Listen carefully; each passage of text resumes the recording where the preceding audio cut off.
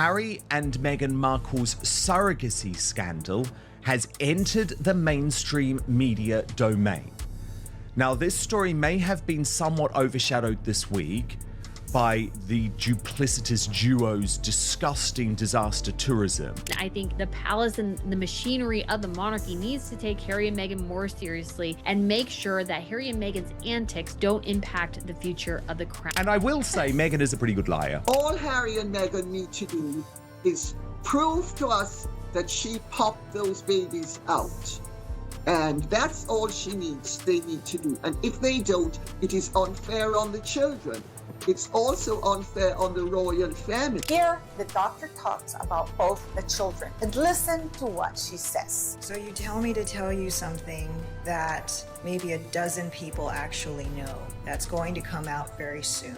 Okay. Meghan Markle, the reason why you watch her interviews and she just seems off. She's owned by a pharmaceutical company. The two children that she had, they're not hers. She didn't have them with Harry. And how her and Harry met is that she's a prostitute. They weren't conspiracy theories. Actually, they were just malicious lies, weren't they? Harry and Meghan are dragging their feet about this because they're hoping that if they throw a bit of a tantrum in the lead up, that perhaps the monarchy will say, okay, fine. Everything she's done has only drawn more speculation and brought the controversies back up about how Meghan and Harry have handled all of this, as well as the rumors that perhaps they used a surrogate for one or both of the children. That bump had more air in it than the flatuses that Meghan and Harry go around divesting themselves of in their 16 bathrooms. In this case, about whether you think the birth was real, whether you think there was a surrogate, whether you think Meghan was wearing a moon bump, the fact is Harry and Meghan lied. Buckingham Palace lied on their behalf. There was a complete cover-up over the birth of Prince Archie. Well, especially given the amount of rubbish that she was put through from the online trolls. So much was driven, as we spoke about at the time, by the dastardly, awful Sussex squad. This is absolutely insane that they thought they could get away with it, especially Meghan Markle and Harry. The con of the century, two cons of the century in the form of two royal children included in the line of succession. And she has quite deliberately caused doubt, and she has created mischief, knowing that it would damage the royal family. And the alternative is that she didn't give birth to those children, and their only royal link is scraping the bottom of the barrel with ganja-loving Harry.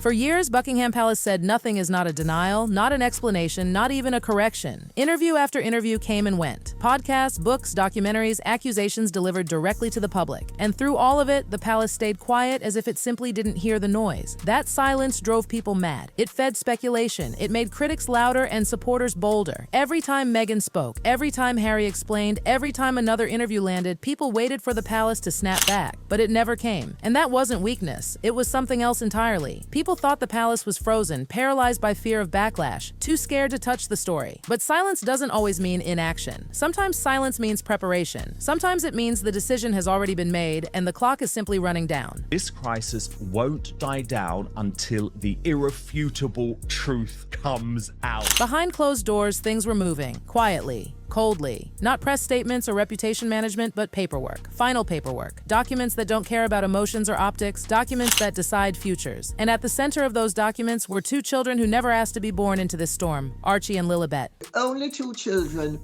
that there is no proof for is Prince Archie Bunker and Princess Lily. The language wasn't cruel, it wasn't warm either. It was precise, final, the kind of wording that leaves no room for debate. According to insiders, the palace wasn't postponing anything anymore. It had reached its conclusion on how far royal recognition would go and where it would stop. Much be relegated to behind the scenes, second row back. That is how they were treated. This is how they'll be treated this time too. That's when the long silence finally made sense. They weren't afraid. They weren't unsure. They were waiting for the moment when procedure mattered more than press, when rules would speak louder than interviews ever could. Showed their huge concern about the dodgy nature of this. This was never about a dramatic announcement. The Crown doesn't operate that way. It doesn't govern through headlines or viral moments. It governs through systems, records, and time. And once those systems move, they don't reverse easily. You're going to have to leave and leave your title at the door. To understand why the palace reached this moment, you have to go back long before Meghan and Harry, back to a time when the monarchy nearly lost everything. You're gonna have to leave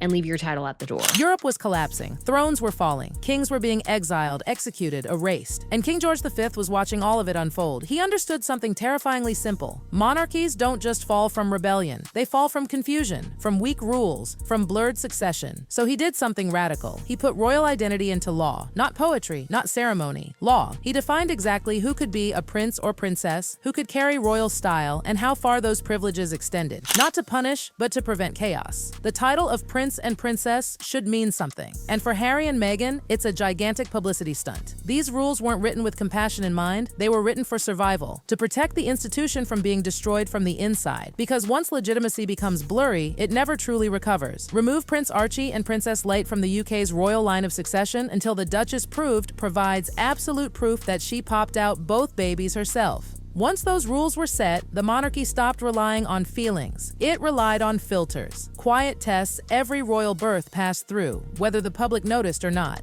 Bloodline certainty, verified process, institutional tradition. If she used someone else's egg, even if she then housed it in her own body, those children are not entitled to be in the line of succession. Royal births weren't announced first. They were verified first. Doctors named, records signed, witnesses present, press came last. And when those steps weren't followed, the system noticed. Why did she then seem to lie about it by eventually announcing Meghan was in labor 9 hours after she had actually given birth? Tradition wasn't about warmth. It was about stability. And for decades, it worked because everyone played by the same rules. Until Archie. I've never believed that the circumstances around the birth of Archie were normal. At first glance, everything looked fine. Smiles, announcements. But inside the paperwork, something shifted. His birth certificate changed. Quietly, Meghan's name removed, replaced by a title. And in royal documentation, identity doesn't disappear by accident. There are too many discrepancies in this document for Elizabeth to be in the line of succession. That single alteration raised alarms. Not publicly, internally. Because once a bloodline record becomes unclear, certainty takes its first hit. Their privacy is trumped by our right to know that no bastard is going to sit on the throne of this country. Still, the palace didn't act. Institutions don't react to one irregularity. They wait for patterns. And the next pattern came with Lilibet. Her birth didn't come through palace gates. It came from California. No royal doctors.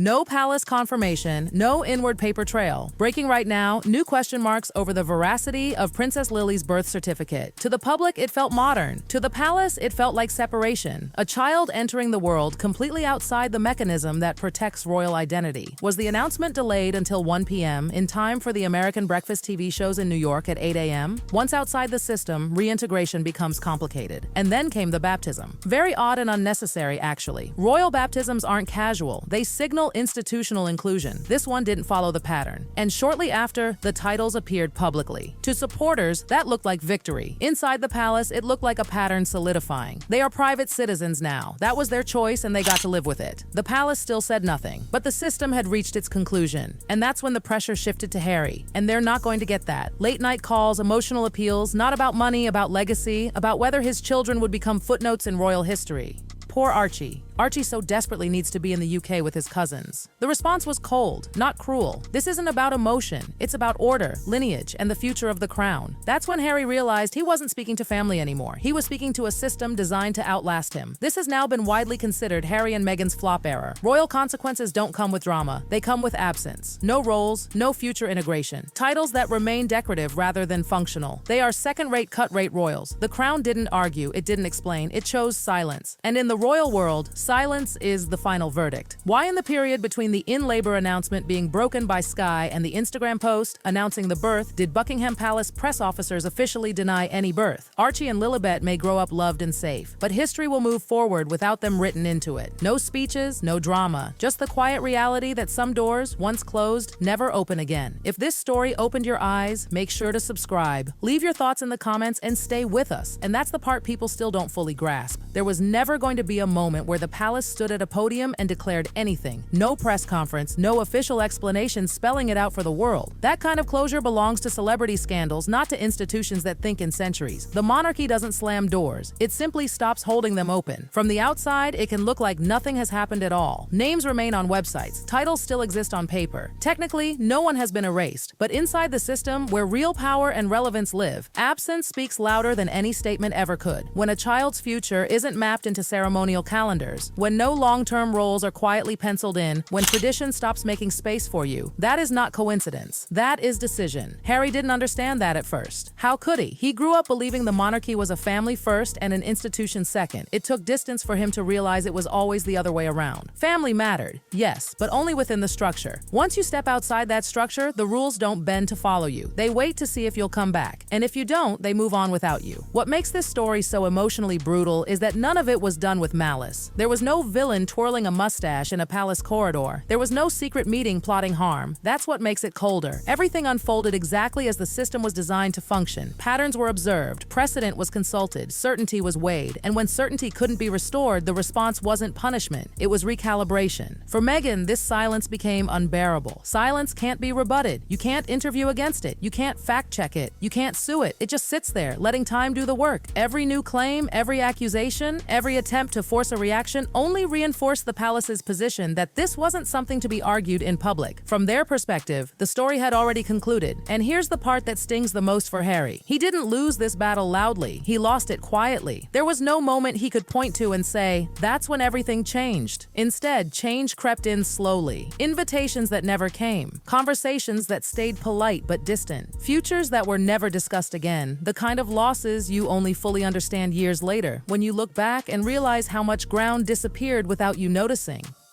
People still argue online about titles, about legality, about technicalities. But those debates miss the point. The monarchy doesn't care about online arguments. It cares about continuity. And continuity requires clarity. Once clarity was compromised, the system did what it has always done. Protected itself. That's why this story feels unfinished to so many people. They're waiting for a climax that will never come. No stripping ceremony, no dramatic announcement, no final confrontation, just time. Time quietly placing distance between the crown and anyone who no longer fits neatly into its structure. And for Archie and Lilibet, that's the real tragedy. Not that they won't wear crowns or wave from balconies, but that their connection to this centuries-old institution was never allowed to settle into certainty. They didn't choose secrecy. They didn't choose distance. They inherited it. History won't judge this moment based on interviews or headlines. It will judge it based on records, on who was present and who wasn't, on who was woven into the institutional story and who remained adjacent to it. And history, unlike public opinion, rarely rushes. So when people ask why the palace never responded, why it never defended itself, why it never shut the rumors down once and for all, the answer is simple and unsettling. It didn't need to. The system already had.